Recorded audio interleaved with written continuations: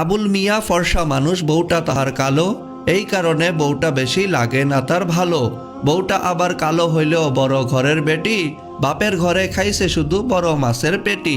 ভালো খেয়ে বড় হওয়া এই বেচারির মুখে স্বামীর ঘরের ভর্তাবাজি পান্তা কি আর রুচে। বউয়ের জ্বালা জামাই গরিব, স্বামীর বউ তার কালো, দুজনেই কয় এমন সংসার ভেঙে দেওয়াই ভালো।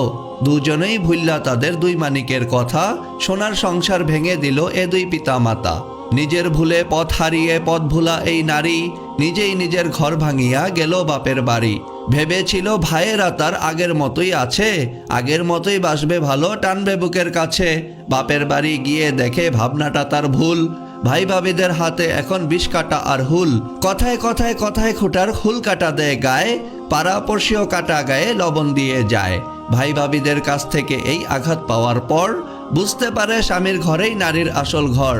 হেলায় হেলায় ঘর ভাঙিয়া ঘর হারা এই নারী, চোখের জলে বক্ষ ভাষায় বৈশ্যা বাপের বাড়ি। ওইদিকে তার স্বামী আবার করছে আরেক বিয়ে, বিয়ে করে পড়ছে জ্বালায় বাচ্চা দুটো নিয়ে। এমনিতে এই বাচ্চা দুটোর মা নেই তাদের কাছে, এখন আবার সৎমা তাদের লেগে থাকে পাছে।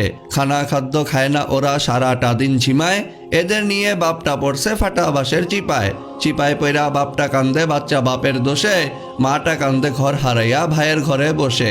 এই যে এত কান্নাকাটি, এত